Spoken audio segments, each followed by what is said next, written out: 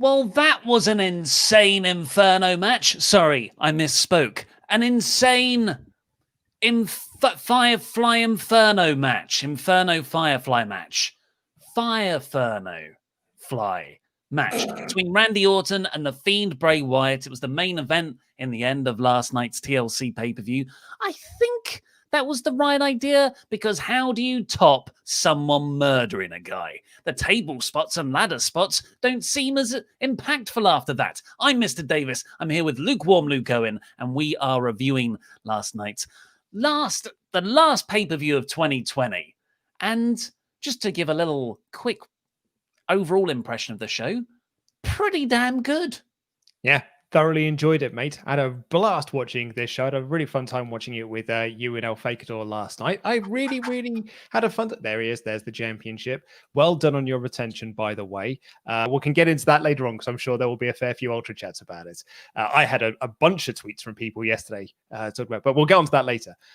I thought it was a really fun show. I thoroughly enjoyed TLC. For me, 4 of the 6 matches delivered, and in some cases, I would say massively over-delivered.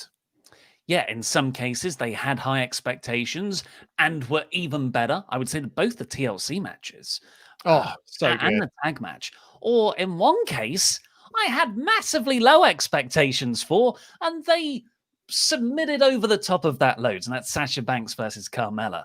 But let's talk about this Inferno match first, because that is the huge talking point coming out of a very newsworthy show. We had Charlotte's return. We had a failed Money in the Bank cash-in from Miz. We had a Raw Tag Team title change. But understandably, the thing everyone is talking about, and surprisingly to me, very glowingly, is that Randy Orton killed a guy. Yeah, everyone loves the Inferno match, the Firefly Inferno match, which, as it turns out, was just a regular Inferno match, sort of in a way, because I didn't the ring wasn't quite surrounded by fire and sort of like an Inferno match style. There was just fire around the Thunderdome, which allowed Bray Wyatt to set the strap on fire and the chair on fire and whatnot.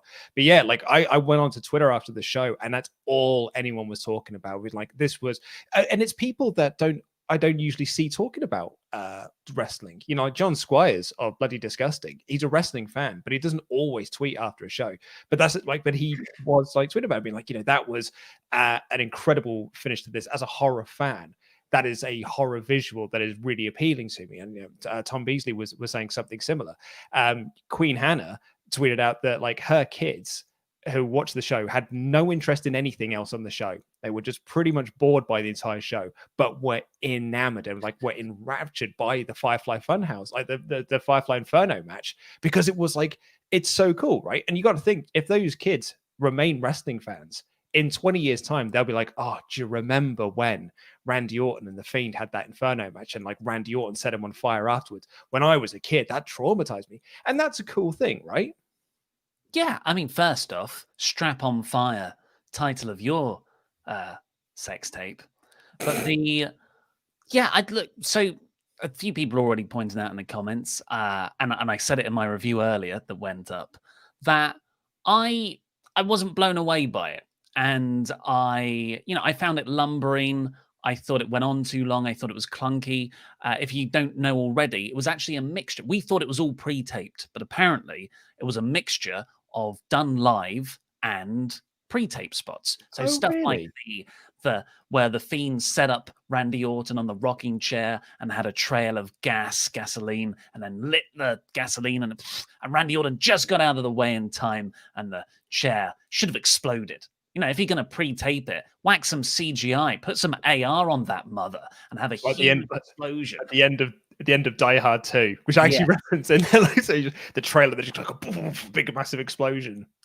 But and so they'd have those bits, and then they'd also have the bits happening live. Apparently, the way you can tell is that the Fiend is wearing contact lenses in some of them, and not in others. I did not pick up on that, so it's quite. Come on, continuity. Where's the editor? But I didn't hate it. Yeah, I just think it's just not for me. I love the Fiend character, and I've been thinking about this all day because it's hard giving your immediate reactions on the stream, and then even the next day when you've kind of slept on it. I mean, I've had like 3-4 hours sleep, but I didn't find it cool. Like, I watched the Fiend's debut match, the Firefly Funhouse, all that stuff. I find incredibly cool, and I love it. This one, I've said before, I've genuinely gone out of my way to show that stuff, show the Fiend's entrance, show those Firefly Funhouse segments, show the way Alexa Bliss interacts with him. That first match with Finn Balor, I've shown those matches to non-wrestling fans because I think it transcends that. But this, and I was never into the Undertaker. I've always been a fan of MMA, American Badass Undertaker. I've got no time for the supernatural nonsense, the electric purple lightning bolts hitting the turnbuckles. That's not for me. And this falls into that category. Just to recap, because we haven't actually said what happened, Randy Orton pushes the Fiend into the barricade where there's flames. The Fiend catches on fire. And this was awesome. I really like this bit because, it's kind of, it fits within the world. And they get inside. Bray Wyatt's still on fire, still has his back on fire. And Randy Orton RKOs him. So the sort of rules of the match were you win when you set the other person on fire. So Randy's already won by this point. And we both said that's a cool visual. That is really cool. Really cool. But then the stuff afterwards, WWE just, they can't help themselves. I don't see what separates this to Rey Mysterio's eye being forked out back at Extreme Rules. Randy Orton pours gasoline over the Fiend, lights the match, and burns the Fiend's very, very obviously fake carcass. And then WWE.com posted up an article to be like, well, what next for Randy Orton and the Fiend? Will the Fiend get a measure of revenge? I'm like, mate, he's dead. You literally killed him. Like, you set him on fire. And I think that's part of the reason why I wasn't. So I'm in two minds on it because, yeah, like you say, some of the visuals were really cool. Like the Fiend on fire, get it sliding back into the ring into that RKO was really cool. I thought it made Randy Orton look awesome. And I kind of enjoyed like the goofy spots of like the trail of fire leading up to the rocking chair and like the leather strap on fire. Tyler, yeah, man, you've already done it. I thought there was some really cool stuff in it. And actually the visual of Randy Orton standing above this burning carcass of the Fiend, taking away how crap it looked and sort of how obviously fake it looked, it was a cool visual. That's a really cool thing. As a wrestling fan, I'm kind of, I'm into some of that some more goofy stuff. It was better than Eye for an Eye. I will certainly say that. It actually was less fake looking than Eye for an Eye. So that's, that's a plus point. But I think where I come down on this and not overly enjoying it as much as I thought I would do, or as much as perhaps some other people have, is because it feels like, pardon the pun, it was a hotshot decision. So this whole feud has been built around Alexa Bliss, and Alexa Bliss being the weakness of the Fiend, right? And then for the last couple of weeks, Bliss hasn't been there, and it's now been about, and then like all of a sudden on Raw, it's like, and now it's about fire. Now it's about setting him on fire. And they didn't even announce that it was an Inferno match on Raw. They announced it like 3 days later. They announced it after we'd done the predictions video, and that was on a Wednesday. So it's like Thursday, Friday time. They're all of a sudden they're like, by the way, it's now an Inferno match. For me, if you want to make this feel like exciting and something that people want to talk about, which is why they did it, give us some, like, build it. Announce that 4 weeks ahead of time. It's like, in 4 weeks' time, you're going to have an Inferno match on pay-per-view. Someone is going to get set on fire. Then you can spend those 4 weeks building that anticipation, building up that, oh my God, someone is going to get set on fire, which they did, for Eye for an Eye. But like Eye for an Eye is silly because, I mean, you can't legit take someone's eye out, but you can quite easily set someone on fire in a very safe way. They do it in horror movies all the time. And that's kind of where I come down. And there's a reason why I don't think I was massively enamored with this is because I'd had no time to get excited about an Inferno match, because it was 3 days where it could have been 4 weeks and a really awesome story. Yeah, I think we'll be saying the exact same thing about Charlotte Flair's return, because that is a whole story based around Lana and Nia Jax. And it became, here's Charlotte Flair, everyone, which is just sort of her whole gimmick. Here's Charlotte Flair. It's about her now. On going back to the horror movie thing, because I like horror movies, but I'm not an aficionado. That's kind of your bag. You've got a horror movie tattoo on your arm. Sure, and I have. a lot of the people you mentioned on Twitter are the horror movie aficionados, and a lot of people I've seen be very positive about this do so in a sort of gleeful, yes, I'm getting to see the thing I love in horror actually play out in wrestling. Like, and maybe that's similar to how I felt in Lucha Underground when I first started to see kind of superhero stuff and horror stuff be done there. But yeah, it just didn't work for me. But for you, as someone who's very into that genre, how did you take it in that respect? Well, as I said, like I thought it was a cool visual, but like in horror, I like those spots to mean something. You know, like Jason getting set on fire in part 7 is this awesome visual because like it sort of burns the house down and the bloody house explodes, and it's meant to be like, oh well, finally, like that's going. Oh my god, it didn't actually kill him. What an insane thing! But this was just. Oh, crap, ratings are down. Oh, crap, our networks are really unhappy with us. Oh, crap, our investors are unhappy with us. Oh, crap, no one's watching the product anymore. Set someone on fire. And like, and that, so the horror fan of me, thought it was a cool visual. And I dig goofy wrestling sometimes. I've said on this podcast many times, I think I'm the only person in the world that enjoyed the House of Horrors match because it was so silly. It was one of the silliest things ever, but I really enjoyed it because it was silly. So yeah, I from that respect, I enjoyed it. But as a wrestling fan, and then you see, WWE.com being like, hey, both of them will be on Raw tonight. Well, what's the point then? So, it's Aleister Black being thrown off the roof. What was the point? Because he just came back. There was I'm breaking news, actually. Louis just talking to me in my earpiece. There was a smaller Fiend just underneath the Fiend that got burned. He's okay. Don't worry, everybody. I genuinely don't know. I don't know why this. I didn't hate it, but I was just like, huh? Just meh to me. That's an inconsistent opinion because I let the Firefly Funhouse is one of my favorite matches of the year. I've loved a lot of silly cinematic things. I love the Boneyard match with Undertaker, AJ Styles. That was far more goofy than anything happened here. Maybe it's because it took place within the realms of a cinematic presentation and this was done in the ring in the same place as all the other stuff on the show. I like the swamp match as well. There's another one. So maybe that's the reason. Sorry, folks, I don't have an answer for why I'm so inconsistent. But should we see what you all thought in the hyper chats, ultra chats, WrestleTalk.com/support. Please go over there and get your ultra chats in. We will read out every single one of them before the end of the show, and we can work out what our thoughts are on the main event. Jobber JJ 496. Yeah, please do tell us if we're wrong. Like, I would really like people to get in touch to be like, guys, come on. Like, and here is why this was great. Because like I'm totally open to the fact that that I'm slightly wrong on this. If you want that, Luke, go over to my review video. Comment section. Oh, I mean, I did watch your review, but I didn't dare scroll down. When I saw that you didn't like it, I was like, oh, I'm not scrolling down to read these comments. I didn't even bury it that much. I just said, it's not for me. And it was an obviously fake corpse. I don't know how you can argue that. It was so obviously not a person, and like people might be like, well, what do you want? Do you want them to set the Fiend actually on fire like that? I'm like, no, I don't want them to do it if it's going to look crap. Jobber JJ 496. Hello, lads, and Mr. Davis. I knew you could do it. Jam that jam. A total squash match like Goldberg Fiend. The symbolism of WWE's 2020 is burning pile of crap. Fiend showing he's TNA for life. No matter how hard you try, you just can't kill it. Alexa Bliss revives him with magic. Well, so that's one way around it. I mean, I think there could be an interesting character thing for Bray here. If Randy has killed the Fiend, if Randy hasn't managed to sort of stop the Fiend, what does that mean for Bray? Why is Psyche then?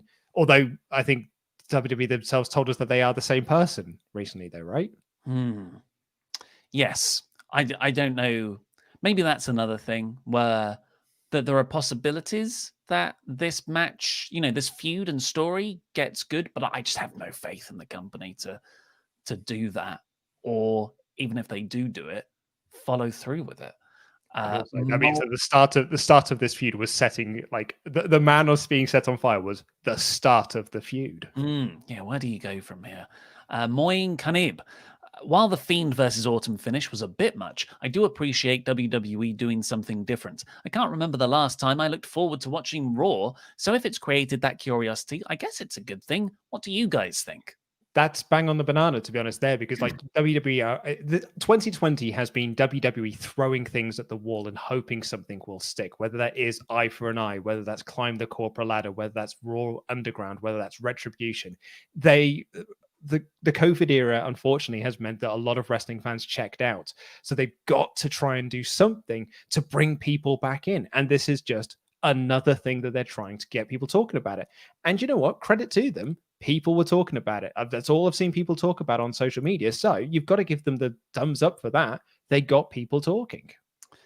Yeah, it's whether it translates into people sticking around. Like, are they just going to tune in to be like, well, this is weird, and then like completely switch off, or are they genuinely interested in what happens? And I don't know how a lot of kids are taking this. Maybe to them, this is the equivalent of Jake the Snake's snake biting Macho Man on the arm, which is one of those images that's burned into my head as a child. But that was a lot more realistic because it was real. They actually bit his arm. So a lot of people are pointing this out as well. Bray Wyatt has tweeted out a picture of a cocoon. Yeah, and a butterfly coming out of that cocoon. So, well, that would imply some level of metamorphosis on his gimmick's part to transform into something new, something beautiful. I don't know. I guess so, or maybe a younger version of himself. If it's like the movie Cocoon. Anthony David Brewer. Hello, lads. I just wanted to say I enjoyed the show as well. Also, Ollie, your comparison of Strowman's headbutt to Orton's murder of Bray Wyatt gave me a laugh. Have a wonderful day, fellas. Cheers. Yeah, that is an incredible level of inconsistency there, isn't there? But in fairness, though, Bray Wyatt is not a WWE official like Adam Pearce, so that's why you don't get fined or suspended. And maybe it's on the company for booking a match where the aim is to literally burn someone and set them on fire. Tim Arndt, as someone who's been on the outskirts of wrestling since May, that image of the Fiend was intriguing, but not enough to make me come back as a full-time fan. I wasn't having fun when I was a full-time fan, and this doesn't fill me with confidence. Yeah, I talked about a friend of mine who's recently got back into wrestling, and via AEW and all the stuff that Kenny Omega's doing with Impact, and I know they've been sort of enjoying that show.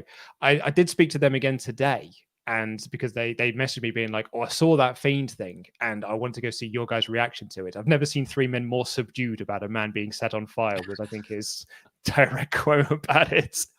But like the difference in their tone, as opposed to, say, the tone that they had about Kenny and AEW and Impact, is very different. Like one of those is like, "Oh man, I can't wait to see it," and the other one was like, "Well, this is mildly curious, but I don't know if they're going to watch Raw tonight." Scott Young, I loved the ending, but not for the reason they wanted to. I thought it was one of the funniest things I've seen in wrestling in a while. It's quite the way to, Merry Christmas, everyone. We set a guy on fire. Brett J. Rasmussen. I was looking forward to the Firefly Inferno match because I thought it was going to be more akin to the Firefly Funhouse matches from Mania, more about the breakdown of Orton's character, and then someone is put on fire. But it wasn't, and it was just okay. Yeah, you said during the stream that you wished it was just a straight cinematic match. Yeah. The Fiend doesn't have good matches in the ring. Randy Orton generally doesn't have good matches in the ring. Like, but not good, not good, not interesting, not dramatic. And yeah, I found all the walking around and various bits setting it on fire. It didn't grab me at all. But if they were able, because they're both terrific actors, if they're both to do dialogue against each other, stuff like that, I think it'd been a lot more interesting. Hope Fiend is Dead says this was worse than the eye for an eye, and Bray Wyatt laid in the ring for like 20 minutes waiting for Randy to light him on fire. It's just Hell in a Cell all over again, except at least Bray got up and got revenge at Hell in a Cell. Oof, I think it's worse than Hell in a Cell. I think Hell in a Cell is way more damaging to the Fiend character than this was. I kind of get what you're getting to, and I do think it was. No, I think Eye for an Eye was worse than this as well. Of the three, it's the best of the three. I think Eye for an Eye was worse. Just you did miss Marquise 15. Oh, sorry. Marquise 15. What do you think is next for The Fiend? I doubt this is the last we see of him. Well, according to WWE.com, he's on Raw tonight. So, he will find out then. At least we'll find out from Bray Wyatt. Yeah, I would hope that gimmick doesn't come back for a while, and maybe Bray's happy that the Fiend he's been cured of the Fiend. But I don't think that's going to happen. I think he'll be back imminently. We'll just do a few more on this subject and we'll get into the full play-by-play review. Tengu Ray, I genuinely love the Firefly Inferno match in my top 5 matches of the year. I know it wasn't for everyone, so my question for you both, what unpopular or divisive matches do you love? Well, House of Horrors match. That was the match that I genuinely loved for all the wrong reasons. I'm just so in tune with the mainstream opinion. I don't know. Off the top of my head, I preferred the Hell in a Cell Roman J than the Clash one, but I thought they're both brilliant. That's not a particularly hot take. Pun intended. SMB. Hey, probably don't remember it, but I called the Autumn Fiend match being an Inferno match before Survivor Series. Also, have you seen Bray put a tweet out of a dark cocoon saying, thank you, full circle emoji, either coming back stronger or completely done? I mean, they've got to think they're going to do a rematch between these two. Like, I mean, they are saying that there is more to this feud. Like, this feud must continue. So, yeah, so there'll definitely be more of this stuff. And finally, for now, Jonathan Hedman. I didn't like the Burning Man spot. It's too ridiculous. I compare it to that time The Undertaker ascended to heaven at Royal Rumble 94. I mean, how can any stakes be higher after this? Well, I hope it builds to a straight wrestling match. Like that's the outcome of this. Like, yeah, I mean, I'd imagine the stakes higher is Randy Orton stepping inside Firefly Funhouse. I guess is like that would be quite an ultimate goal to get to. I mean, I saw some people on Twitter yesterday that called this art. Was just like this was like two artists making brilliant art. Well, we've all got our own opinions on this, and I think the one definite thing to take away from it is to recognize that it's not for everyone, but it is for people as well. Oh yeah, it's totally divisive. So yeah. I'm not gonna. If you loved it, all the power to you. I hope you offer anyone who didn't like it the same respect. Let's get some admin out of the way. Tell everyone what I did last night, Luke. So last night, Mr. Davis, put the championship on the line against El Fakador, who did make his triumphant return to WrestleTalk, in a TLC match, which I don't think had any controversies surrounding it whatsoever, and the definition of a ladder spot, because the rules quite clearly stated moves off a ladder, and yet people were trying to count moves into ladders, moves next to ladders, move adjacent to ladders, moves with ladders in the near vicinity. But we have, we've tallied up the scores and we think that it was fair. Mr. Davis did become the first person to retain the That championship. As much as it pains me to say, because he sucks, he did retain the championship. He's a knob, but he is the champion as we leave 2020. Bit of a fine run of form, I must say, for myself, because I was leading Wrestle League as well. And I called a perfect card last night. I got every single match correct. I'm at the top of Wrestle League. I'm your That champion. And I am going to have a reign that lasts a year now. We had no successful title defenses. Get ready for all the successful title defenses. I am the Cure.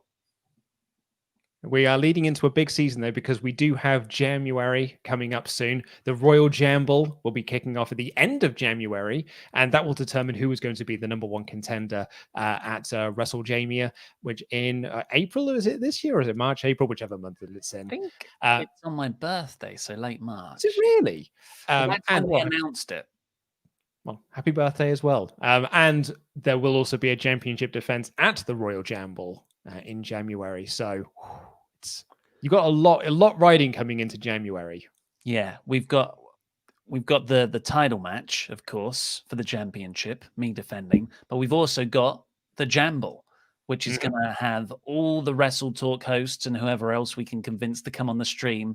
We get all assigned a random string of numbers, anyone who's not the champion, and the winning number, gets to fight for the championship at WrestleJamia. Indeed, it does. High Yeah. stakes. You guys rely on jam a bit too much. It's sticky though. Oh, it gets everywhere.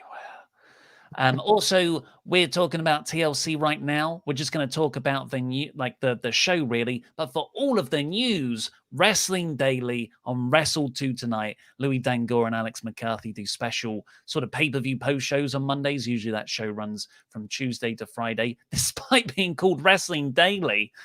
So go and watch that. That'll be really interesting later. I'm sure they've got scoops. Scoops galore. So this actual show itself kicked off on the pre-show with an 8-man tag of Daniel Bryan, Otis, Chad Gable, and Big E versus Sami Zayn, Cesaro, Shinsuke Nakamura, and Baron Corbin. Yeah, Baron Corbin and his lads at ringside, but then obviously, and Baron Corbin and the other lads as well, they're all the heels. This was really built around Big E and Sami Zayn because Big E is going to be challenging Zayn for the IC title this coming Friday on SmackDown. This was fun house show stuff. It was a good lark. Yeah, Big E won eventually. Sami Zayn sort of got left in the lurch by his so-called tag mates. And yeah, Big E won. I guess they've already announced it actually on SmackDown this Friday. We're going to get an Intercontinental title match between him and Big E and Sami Zayn. Which I think is going to be really fun. I don't know if they're going to put the title on Big E because I think they've really got something with Zayn as champion, particularly now he's got the t-shirts. But I wouldn't be surprised if they did do a title switch to end out the year, but I'd really like to see Sami retain. The show is on Christmas Day. Surely it's got to be a change. Surely it's got to be a title change. I mean, I think we'll know in advance as well because it's a pre-tape show, I imagine. Yeah, someone will leak it out. Yeah, I actually forgot it's Christmas this Friday. That's nuts. Right, so the main show kicked off with AJ Styles versus Drew McIntyre in the TLC match. And heading into the pay-per-view, loads of reports about The Miz cashing in. And lo and behold, that's exactly what happened. But he didn't do it in the way where he waits for someone to win and then he takes them out. He cashed it in when he thought he could win the actual match. So the match became a 3-way. Yeah, and we actually thought this was, I think it was El Fakador that called this at the start of the match as a way because Drew, Miz turns into a 3-way. He can take the title down. Drew doesn't actually get pinned. He doesn't lose the belt. The belt was stolen from him. And it's a way to get the belt off of Drew. It's a way for Miz to cash in. Drew doesn't lose anything. AJ doesn't lose anything either. And lo and behold, that's what did happen. But Drew retained. I loved this match. I thought it was so good. I actually thought that Drew and AJ did some amazing work anyway. Sort of in the early goings, like the calf crusher through the ladder was awesome. There were so many really cool and inventive spots, lots of teasers of the tables. And the Miz cashing in. I've not been high on the Miz as Money in the Bank. I think it's been one of the worst things of 2020 in WWE. But it did lead to a heck of a dramatic finale. Like the final third of this match was so tense because I didn't want to see Miz as champion because that would be dreadfully terrible. And I wanted to see Drew retain because I bloody love Drew. So I loved it. Absolutely. It suckered me in. And this was really, really great storytelling. And I'm so glad that they ignored all of the AJ as a goofy bastard stuff. Yeah, I guess that's the story of this pay-per-view. For most of the matches, not for Roman, Kevin Owens, but it was mostly all the build, which was a bit rubbish. Just forget about that. We're going to have a really good match as a self-contained, isolated bit of art. That's art. But yeah, I thought this was really good. I echo everything you said. And WWE disappoint their fans so much. Back when Roman was a babyface or John Cena, they're pushing all the time to win. And, but they can use it to incredible effect. Like the threat of WWE's own bad booking is itself quite a genius thing to deploy. Just like when you put Roman Reigns as the last two in the Royal Rumble, I think everyone's like, all right, here we go. It's Reigns. So you kind of get more invested in it because you're not just against Reigns, you're against the company and the concept of bad creative. And that's what, like Miz, that's what he symbolized here. Really dramatic end to the match. We both thought AJ was hurt, but he seems to be okay. Yeah, because he was selling his lower back, and he's got a history of lower back problems. You know, there was a period of time where we thought that AJ may retire because he was really struggling to walk the back when he was in New Japan until he started doing DDP yoga. Are you all right? I've just remembered my 10 biggest WWE rumors for next year is Miz cashes in the Money in the Bank.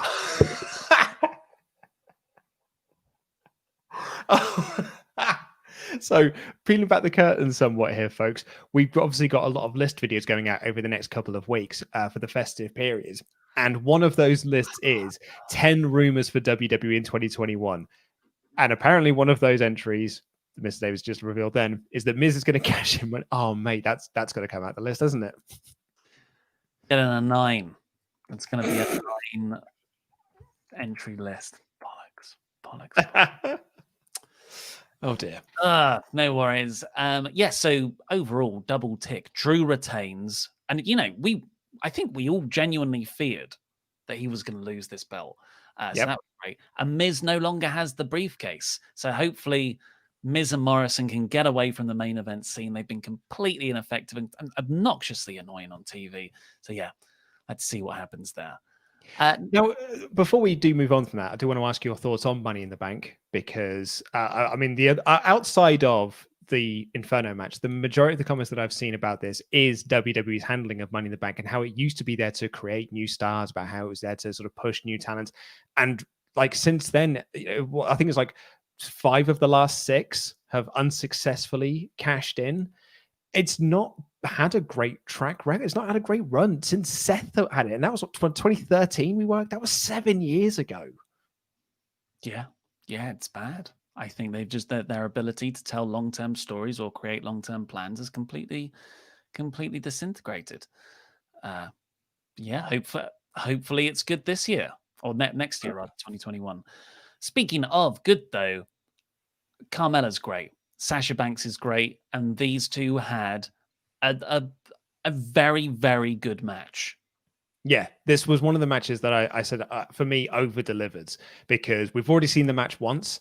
I think that there is some I'm not massively into Reginald the Sommelier as a manager on the outside. But man, Carmella was so great in this match. And she is like the perfect person for Vince's big creative plan that he's had for the last 10 years is that hot blonde is going to be hot blonde. Mm-hmm. And it didn't work with Emma. It did not work with Eva Marie, even though she was a redhead. Did not work with Liv Morgan. It's finally stuck with Carmella. And she's the perfect person for it. And I thought she's really, really great in this role. Sasha Banks is an awesome baby face. My only negative I have about this is the inconsistency of the rules because Reginald the Sommelier interfered so many times, like stopped the match at several occasions. And the referee just looked at him and was like, hey now, lad, if you could stop, that'd be lovely. Whereas like it's cool for the DQ. Like it made the referee look like an absolute imbecile. Yeah, I agree. I also think Reginald should be doing something wine-based on the outside. But I don't know if they know what a sommelier is because they had him on TV bringing out food. I was like, well, that's not what a sommelier does. Have him on commentary saying, well, the perfect accompaniment for this move would be a 2016 Shiraz. So my theory on this is they want him to be a manager, but they don't. Vince hates the term manager, so they've just called him a sommelier, and he's not actually a sommelier. That just called him that because they can't call him a manager. Stylist. They've done stylist, done that with Rico. Got to come up with something new, mate. Well, anyway, yeah. Reginald all the stuff with Reginald was annoying and didn't make sense, but. That Sasha Banks is amazing. Carmella, I thought she really came off like a star here. Like this act has chipped away at the souls of everyone who's been given it before her. But with her, it's just like enhanced her. It's made her feel like more of a star.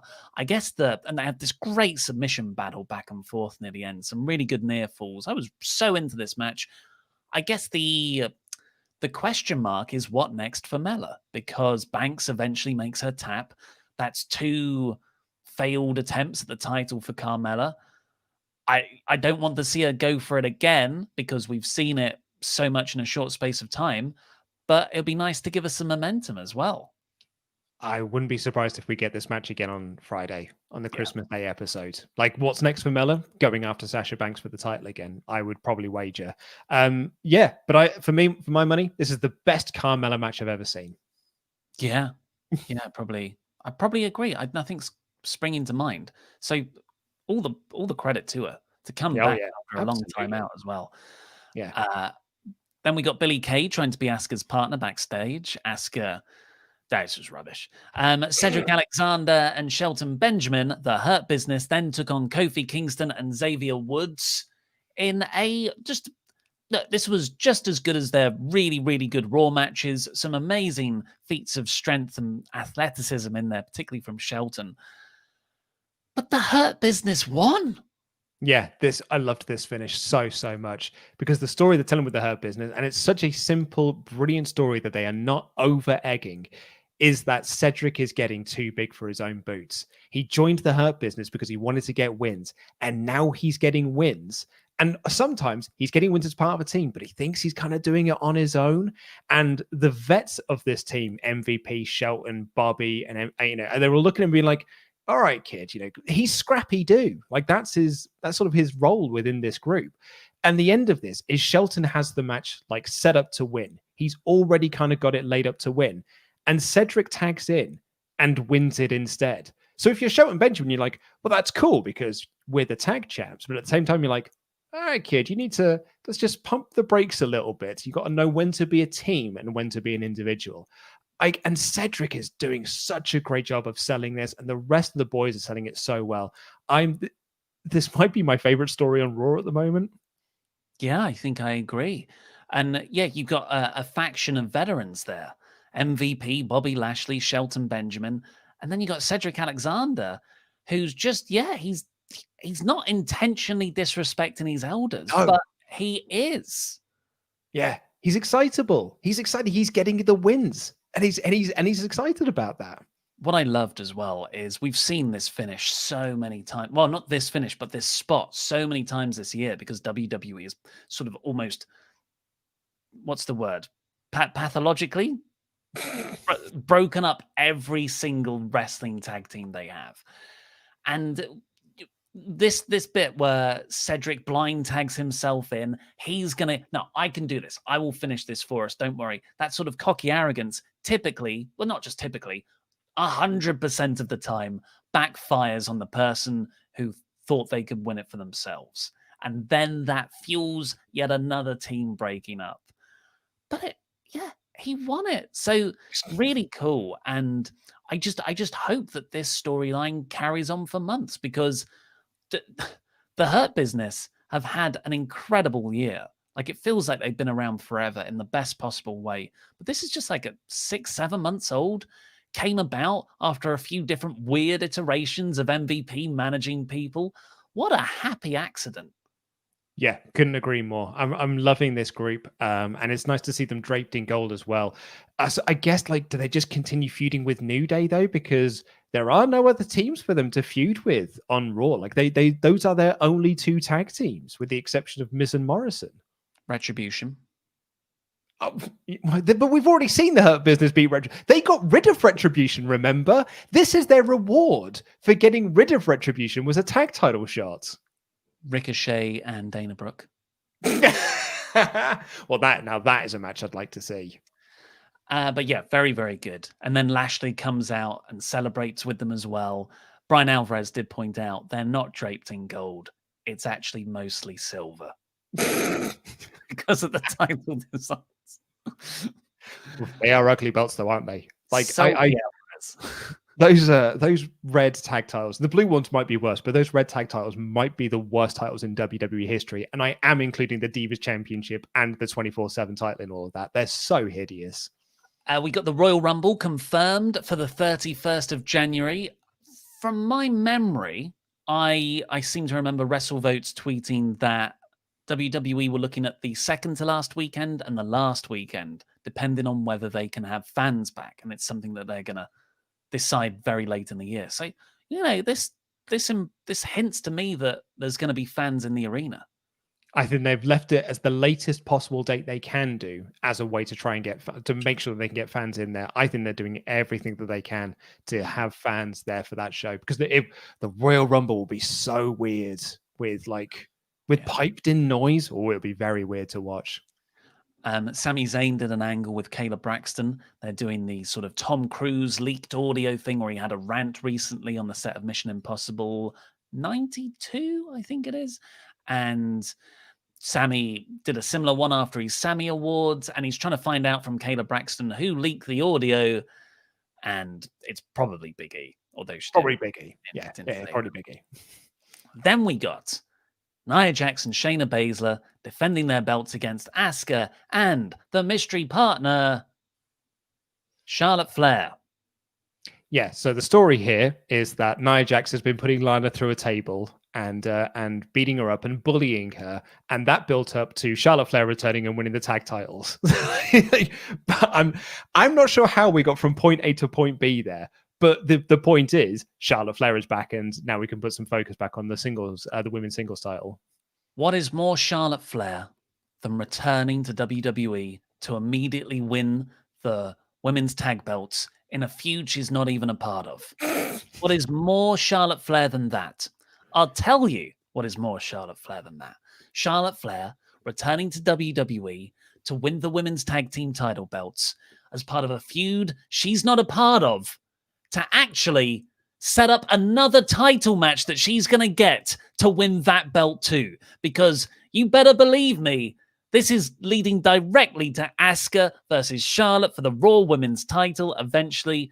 Jesus Christ. And I said this to you on last night's stream. I don't even think it's going to be at Mania. I think that Charlotte is going to beat Asca before WrestleMania, and the big match will be Charlotte versus Ronda Rousey for the Raw Women's Championship at Mania next year. Potentially with fans back in the building as well. I think that is what WWE would love. It's what WWE have wanted to do since Ronda signed, right? Like, they didn't want to do Becky. They had to because she got over. What they wanted to do was Charlotte versus Ronda.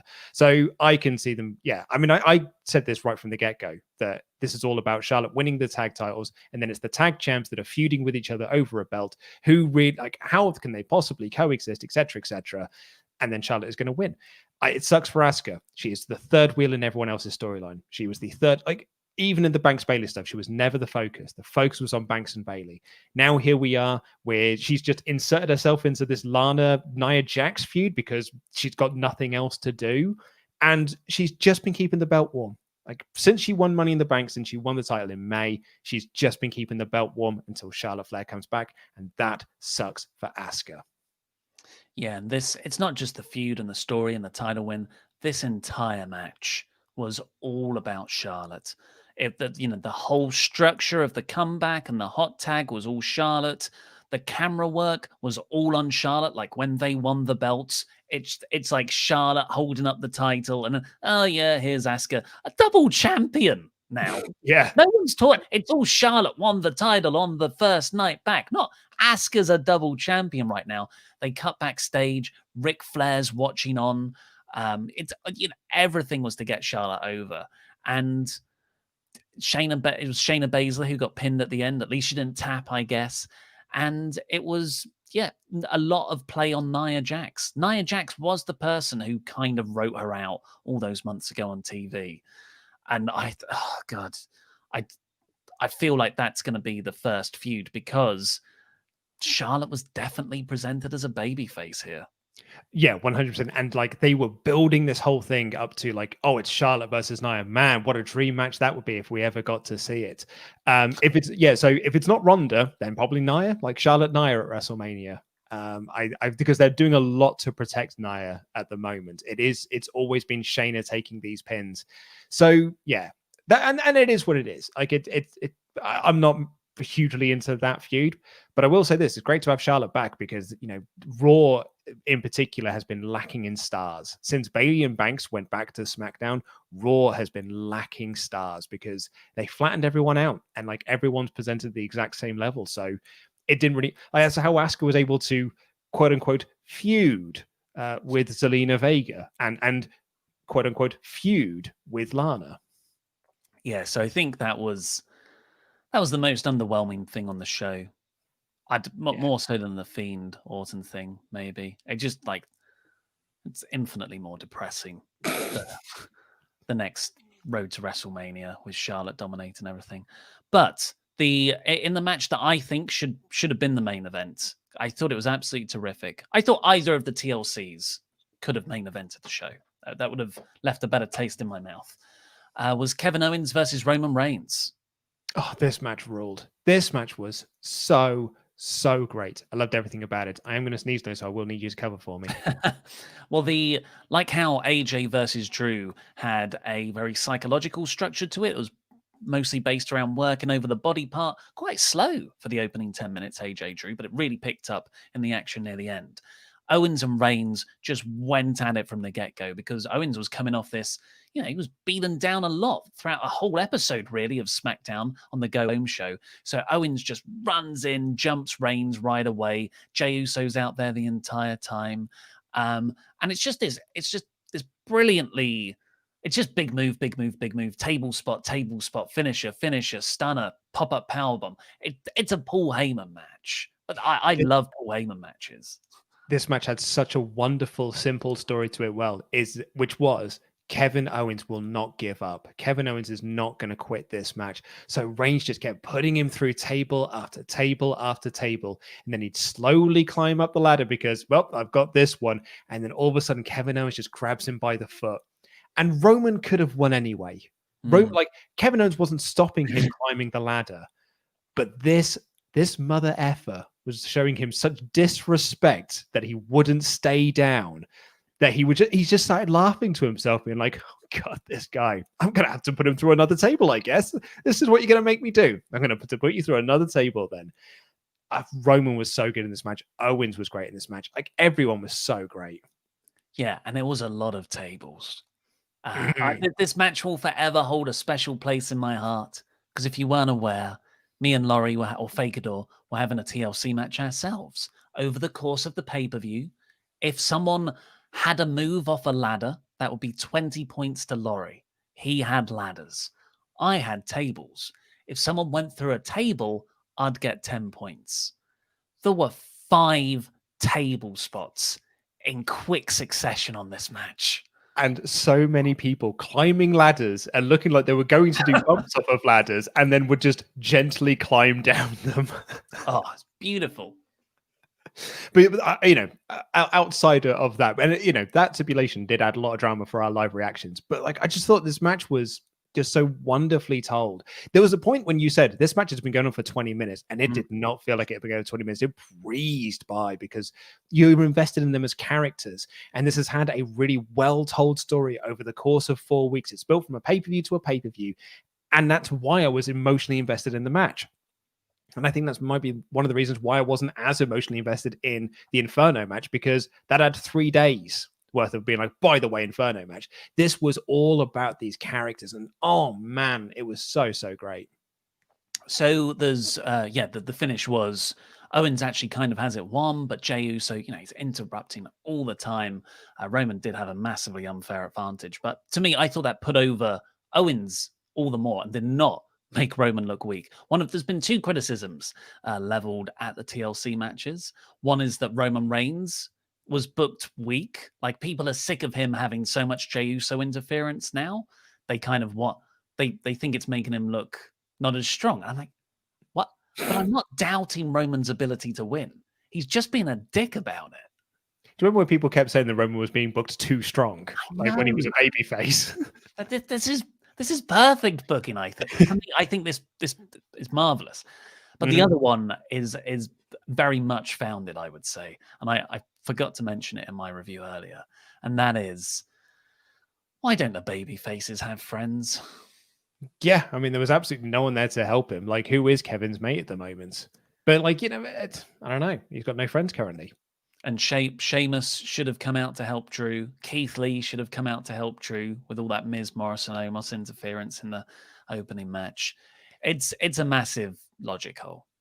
I would say in Sheamus though, they have very much set up on Raw that they're not coming out to help each other during these sorts of segments, because that's not what they do. Like, if you get beaten up, you get beaten up. You just get back up and then beat someone else up the following day, like, because they're kicking heads and drinking kegs and whatnot.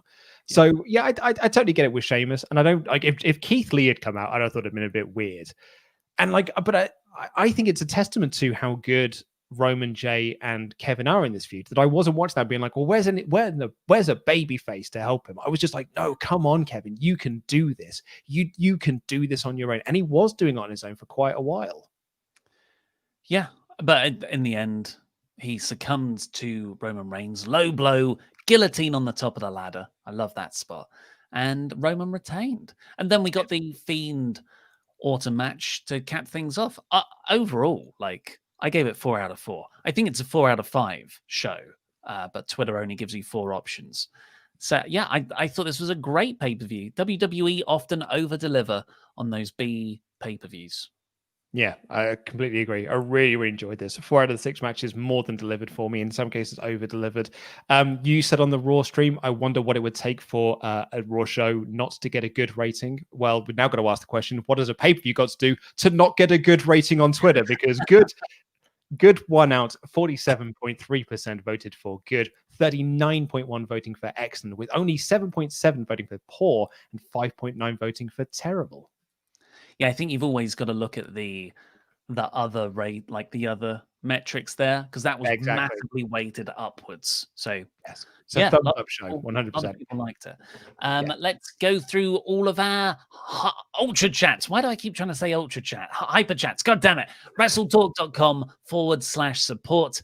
Get the thing up again. Where's my name bar? Sorry, you're absolutely right. WrestleTalk.com/support. Last call for the Ultra Chats. We will read out every single one of them before the end of the broadcast. First up from Stu. I like the Inferno match. It was different, dramatic, brilliant visuals with the Fiend being on fire. Hopefully the Fiend character isn't dead. Remember how excited we all were when he debuted.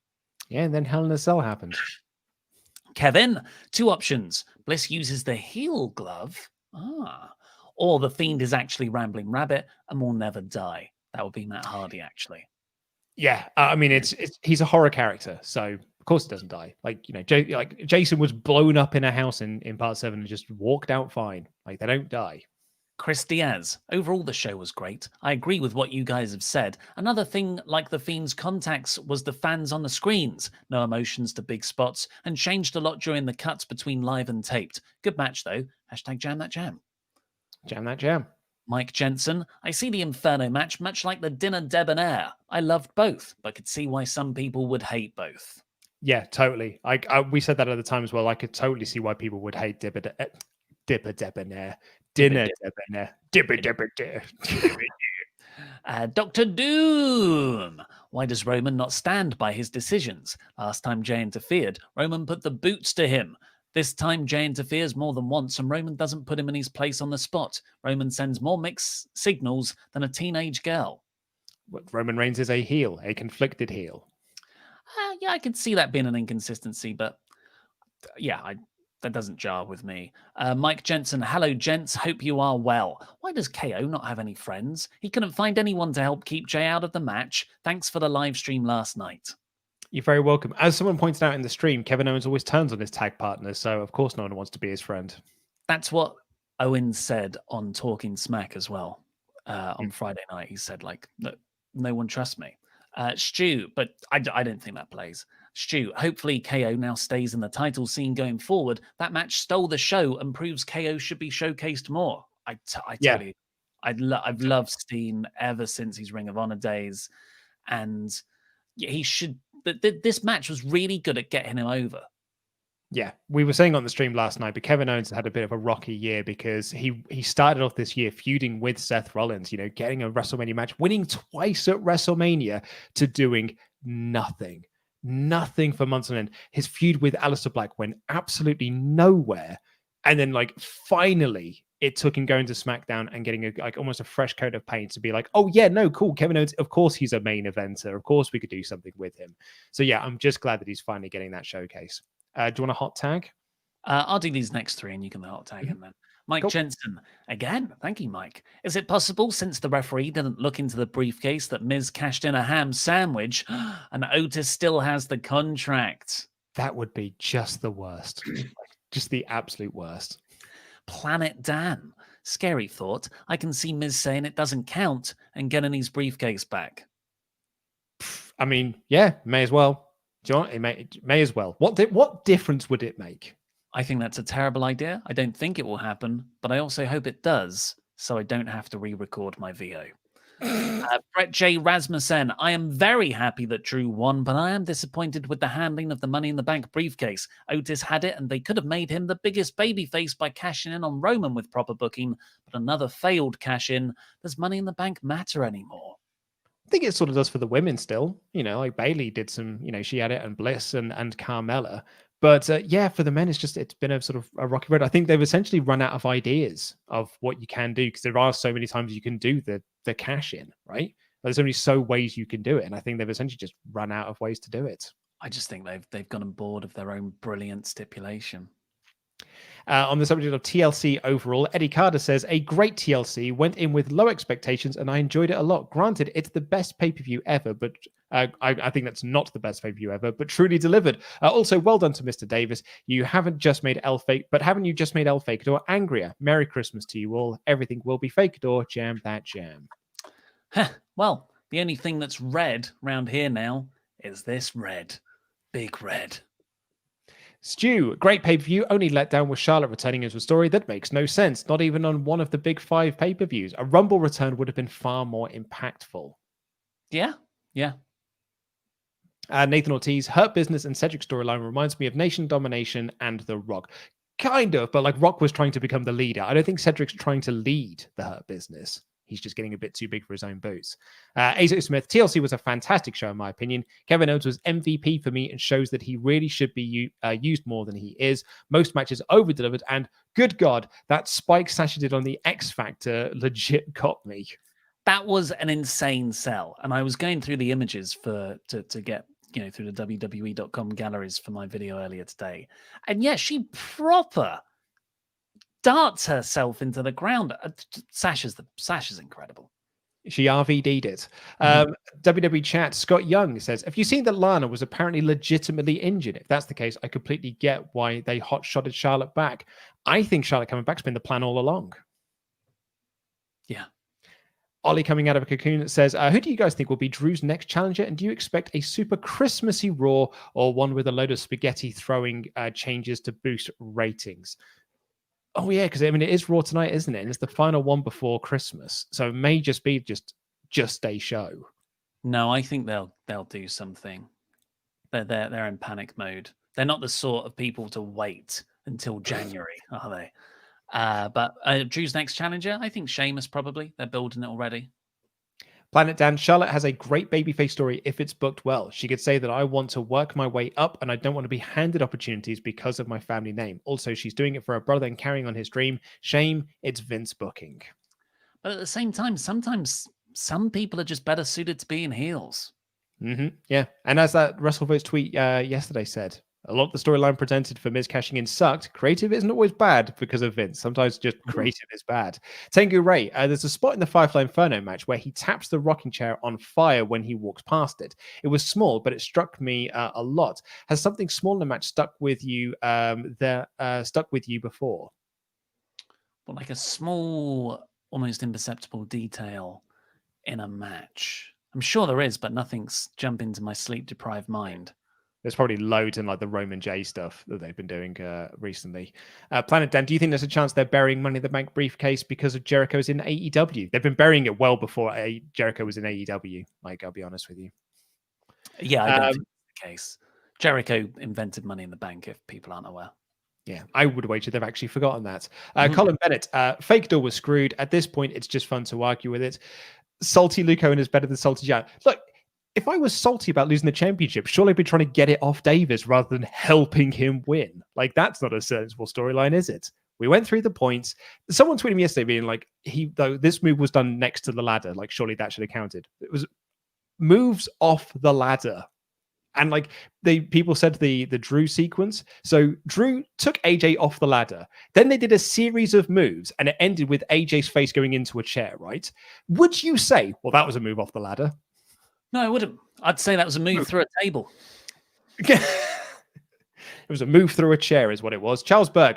Well, Ollie, I must say, well done. I honestly worried that Fakador would beat you. I also called that he was supernatural, but I forgot one important thing. He's really dumb. Don't get used to me calling you by this name, but today you are Mr. Davis, the champion. Tim Ant says, not sure if I'll be here tomorrow for the stream, but I'll just say Merry Christmas, fellas. Hope you have a good rest of the week, and I might see you all in the new year. Thanks, Tim. See you next year, Tom. Tim? Carol says, congrats, Ollie, on becoming the first to retain the championship. You picked the perfect card and would have won without any of the steps added. Want to wish all of the WrestleTalk hosts and mods and the whole Swaff Nation a Merry Christmas. We are family here. We sure are, Carol. It was lovely having you in the chats yesterday. And thanks for sending over the pictures of you watching the stream. It's much appreciated. Brett says, I know you already called them Ultra Chats, but now you have to call them Wrestle Chats, like WrestleTalk, Wrestle Chats. Love you guys. Everything will be Fakador. It won't be, because it's them right here. Yeah, we thought about Wrestle Chats, but Ultra Chats sound cool. And last couple here, Kyle says, hey guys, just want to give a shout out to Surreal469, a YouTuber and a good friend of mine. He just did a great TLC video. Could you promote his channel by telling people to check it out and subscribe? He's a good guy and deserves a break. I think we kind of just did. So thank you very much, Kyle, for your message.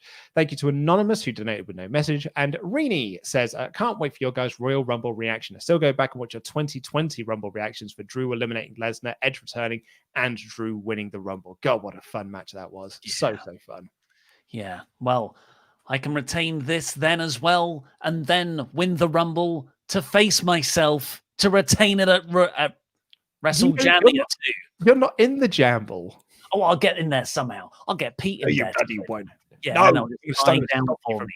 Absolutely not. Not even you in the bloody Jamble match. Right, well, send us home then. Thank you, everybody, ever so much for joining us here on this live stream and for all your wonderful Ultra Chats.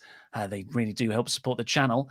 And go over to Wrestle 2 later today. Subscribe there, enable notifications, because Alex McCarthy and Louis Dangle will be back talking about all the news coming out of TLC, backstage stuff and happenings over the weekend on Wrestling Daily later today. And of course, Luke and I will be back tomorrow with the Raw review.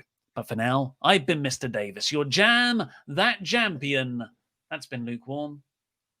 And that was Wrestling Jam That Jam. All the catch. Jam That Jam, everyone.